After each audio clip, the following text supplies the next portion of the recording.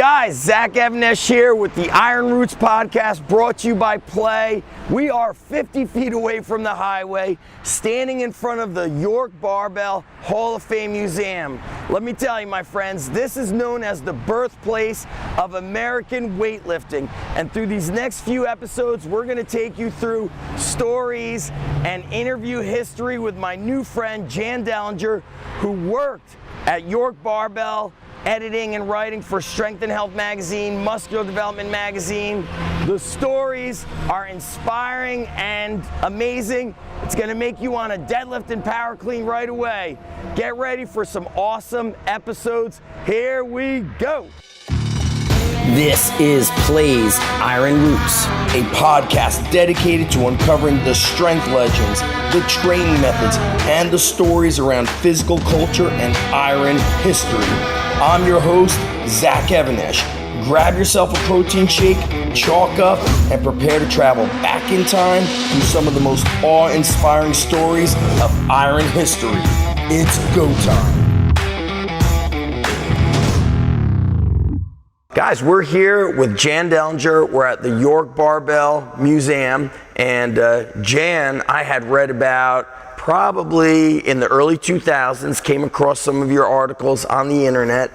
And Jan, you're basically a historian of York Barbell. You worked here, you started working here in the mid-70s, about when I was born. And we're gonna kind of take the listeners of the Iron Roots podcast, they're also gonna be watching this through. I've got some questions and basically a history of your time here at York Barbell and the history of things that you know about it, some of the coaches, the lifters, the equipment, the old equipment that people are still trying to buy today, including myself. So we're gonna have conversation of York Barbell and really appreciate your time coming here, and we're gonna do a little bit of a tour near the end of this podcast. So super excited. So thanks for being on Iron Roots podcast. You're welcome. I'm enjoying this. Awesome. So, I had read some articles about how you started here as a editor for their magazines. They had Strength and Health, they had Muscular Development, and it was this interesting kind of story of how you were needed to buy like a protein shake, and what I guess the lady working here spotted you. Well, what happened is the York health food store and snack bar is a unique place. The lady who ran it, Nora Spangler, lived across the street. Nora shut down every day from 12 to 12:30. She walked across the street to her home and ate her lunch, so the snack bar was closed. Now, every other Wednesday, a former girlfriend of Bob Hoffman's was running the snack bar, and she was here all day and she didn't close down. So I worked at Stauffer Biscuit, the cookie factory here at the time, and on those every other Wednesdays, I would go over and get a protein shake, and maybe I'd see some people and just bat the breeze for a half hour. Anyway, I walked in there one day and she's kind of fidgeting around, and she seemed to be on she's one woman personnel department. Right. Mark Cameron, the Olympic lifter, had worked here from about spring of 1975 until around June of 1976. He left here, maybe it was even July. He left here to go to the Olympic Games. In fact, he spent his year before the Olympic Games here working and training specifically for that. So when he left, they were trying to fill the position. And she's, and it was never a big staff, it was like 3 people. And so when you're down one, it's a major hole. So anyway, she was telling me one time that, they're trying to fill this spot, and they can't find it. Cameron's leaving, woe is us.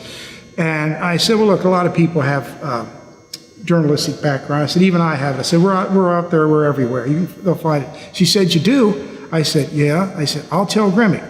As I was leaving, I thought, well, that'll go, in one ear and out the other. Well, so a week went by, and then the following week I went back over. As soon as I walked through the door on Ridge Avenue, and it was a big hallway, and it had a huge mural done on velvet by Eric Askew, the 12 Labors of Hercules. It was basically from floor to ceiling, and it was impressive. But anyway, I walked through that foyer, I walked in the door, she hollers at me, Grimek's looking for you.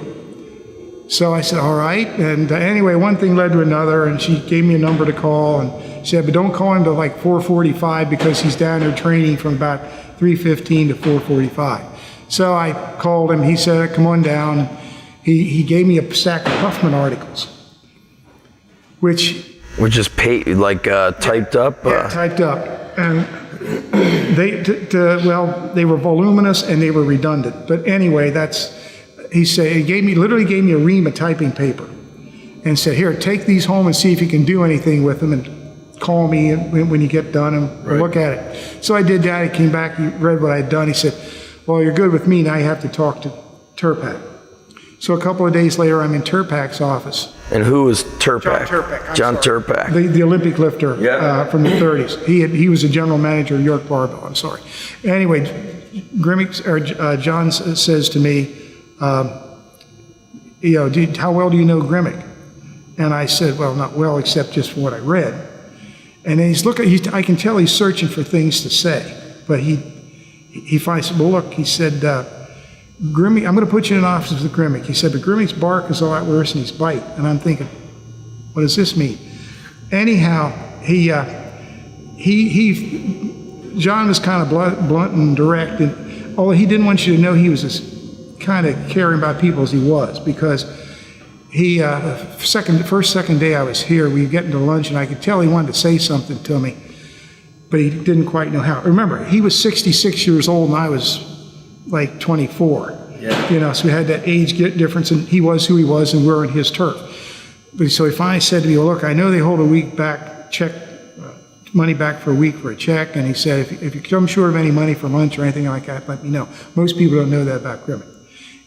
I found out he did that to a few other people that worked, younger guys, and so he had that side to him, but he didn't want you to know he had that side to him, if you understand that. Yeah.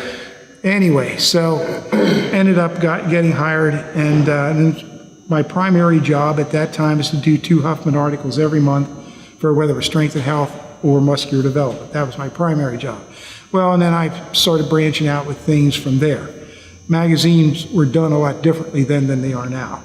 So, that's kind of how I got there.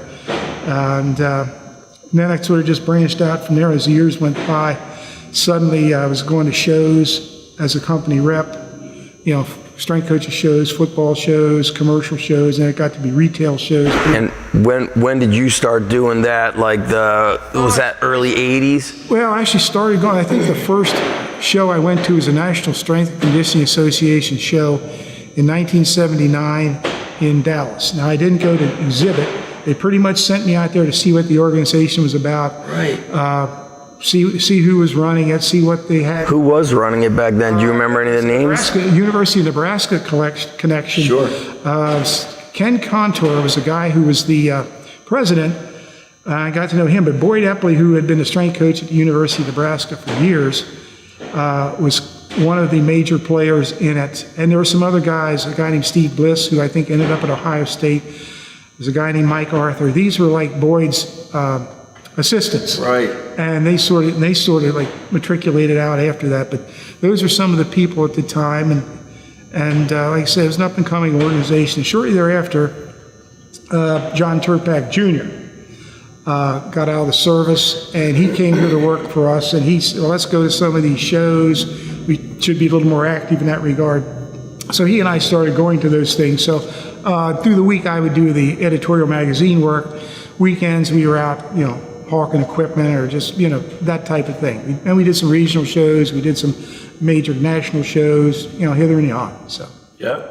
Excellent. Let's, some of the first articles I want to talk about that you had to edit. So I've got, and we featured on Iron Roots Strength and Health magazine. They'd feature articles on 20 rep squats and drinking all the milk. And I love those articles. That was when I was in high school. That's kind of the star. 50s, 60s, 70s. We're talking now.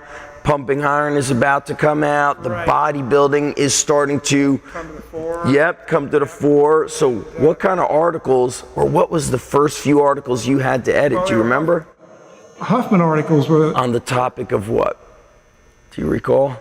Oh, he basically was just picking anything he had read. Some of them were chapters out of his book, How to Be Strong, Healthy, and Happy. Yep. And again, it was just I also had to do the editorial in Strength and Health, by the way, because that was under his name. And as time went on, I started sort of just winging it. What do you mean by winging it? Well, if you're paying attention, you knew Bob wasn't really writing these things, so it was just subject matter that, Sure. Bob saw something on Regis and Kathy Lee's show that, struck his fancy, and you knew Bob wasn't doing it. That's funny. He was very smart. He knew what the masses were kind of intrigued by. Again, when I got here, he was getting up there in age. Right. And he was sort of a little bit disconnected. He's just somebody that age, and as dynamic as he was at one time, he was starting to, it was showing. It was showing. Was he older than Grimek, or were they about the same age? How much older than? Bob was born in 1898. Okay. So for, let's say, 1975, Bob would have been 77 years old. So he was about 10 years older than Grimek. Grimek was born in 1910. And you so said it's 12 years. Grimek was 66 when you started working with him. And I was mentioning before we started recording, I grew up in a town called Edison, which was one town away from Perth Amboy, which is a pretty tough area, always been a tough area. And I actually used to train at a gym there that, allegedly burned down. But I always say, like, how did it burn down? There was like 2 light bulbs hanging from the ceiling. Exactly. So just interesting, with you talking about how they had kind of warned you that Grimek was. Yeah, but he was not. He had a front that he was tough, but he was really a genuine, caring guy. And that's kind of like a commonality in that area. That was a street, blue-collar area where you had to be tough, but it was a very, blue-collar, but tight-knit family type as well. Looking back, not too long after I worked here, Grimek did my half century in the Iron Game, where he recounted his life. He had pictures from those Perth Amboy days when he was starting to train. He had a nickname we found out by accident one time. Oh, I heard of it. I forget what it was, though. What was it? Verpo. One of his buddies called up here one time, childhood buddies, called up, and Terpak answered the call. And Terpak said to Terpak, well, who would you like to speak to? I'd like to speak to Verpo. Verpo. And Terpak said, who's that? He said, well, that's Grimek. We called him that in the neighborhood. That was his childhood friend, right? And so I remember Grimek had been down training. He came up to train about 4:45. Terpak was waiting for him. Terpak sneaks up a couple of offices, looks around the corner. Grimek's sitting in his chair, says, hey, Verpo. Grimek was stopped. He had nothing to say. Right. He sort of looked a little bit white. Yeah. And then he got sheepish and said, where did you ever get that from? And then Terpak told him. He said, well, there was a boxer named Louis Verpo. He said, I kind of liked him when I was young. He said he was a tough guy. Yeah. And Grimek did admire tough guy. He liked George Raft movies, like On the Waterfront, those kinds of things. Yeah. He thought George Raft had a nice pair of arms. So and I know when the cowboy movies came out, he's a big fan of Clint Walker, Cheyenne. He was a large man and just powerfully built. And Robert Fuller and those kind of guys, that were TV cowboys. He liked some of he would never admit to watching TV, but he knew them all, and he had friends he had pictures of them that some people had sent him. So anyway, he admitted, he said, when I was a kid, he said, I could be a little bit pugnacious. I'm telling you, that Perth Amboy area is known for just being a street tough area. He was also a little bit the short side. He said he went through. I was going to ask you, how tall was he? 5'7", 5'8"? Yeah, 5'8", maybe 5'8 and a half. And he said he went through a period where he was trying to get taller. He said when he was young, he started training, so I wanted to get taller. Right. And that was one of the things, like weight training stunted your growth. There was all kinds of weight training. Yeah, they still throw that fallacy out there. And just hearing you saying how he was into boxing, when I was a kid, I remember hearing that Perth Amboy had a boxing gym as well. So these stories, and I don't think he never mentioned the boxing gym. He probably just kind of trained in his attic. Figured it out. He made his own. He got pie plates. His father had been in a lead works, and Grimek got his father's job there when he was young, and knew how to mold things. He had pie plates. He made barbell plates out of pie plates and lead, and that's what he used. So John welded his own equipment together? Some pie, yeah. He had his older brother, I think the older brother George, who's pictured in Earl Lederman's Muscular Portfolio. Okay. Had a Milo set. I don't know how much of a Milo set, but he wouldn't let John use it. He kept it chained down because John was younger. He chained the weights down. So John couldn't use it. Anyway, finally, his brother had gone away for a year or so and had gotten a job somewhere, came home. He said, I bugged my brother, and he said, all right, you can use the things. And so he started training, but then when he trained up in an attic. And he said it was just ungodly hot up there. So you really couldn't train like this time of year. So it was just terrible hot. Sure. And but he said, I made some of my own plates out of pie plates and stuff, so because I didn't have the money to buy them. He also got into, he was influenced by George Jowett. The Jowett courses, yeah. Those booklets are amazing. Well, one of the things that he said that he was kind of taken with was like supporting heavy weights. He said, so I didn't have boxes, so he said I rigged chains up from the rafters and had chains of various lengths. He said like to hold weights at your shoulders or support them overhead. He was doing like partial heavy lifts. Wow. How old was he when he was doing that? Do you know? Probably late teens. And you know what's funny is, so that would have been, if he was a teenager, what decade would that have been? In the 1930s? Around World War I. I mean, he was born in 1910. So 1910, so 1930. 29, about mid-20s, late 20s. And we started seeing that kind of training make a kind of like a prolific comeback with Louis Simmons talking about that stuff, but really those original West Side Barbell articles were in the like mid 60s. Yeah, so Louis was, by the 70s, he was getting him in powerlifting US. Yeah, Bill Peanuts West was writing the original. They were in, Weeder's magazine's to some extent. Bill Peanuts West, some more, the hammer thrower, George Friend, tremendous powerlifter. There were some other guys there. They sort of, in my remembrance, they sort of kind of intertwined with some of the Zuver guys. Like, Pat Casey, sure. Yeah. Those kind of guys. And Zuver had that humongous, I don't know what, castle or whatever it was where they trained at, all sorts of wild equipment. Right, it's amazing. It's like fireman hose. Right, and it had like the train, it had the wheel.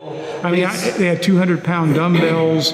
They had 200-pound plates. Richard Soren has some of those in his. He does. I've seen them, and then I've seen some people that it must have been.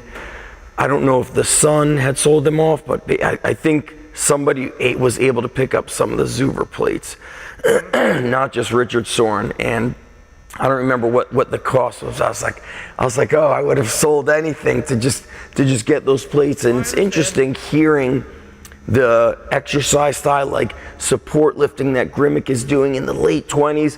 It's still now something that power lifters and weightlifters do. Thank you for supporting the Iron Roots podcast, brought to you by Play. To see this episode and all the other educational resources brought to you by Play, go to play.pro, PLAE.pro. You're going to love it, and we'll see you next time.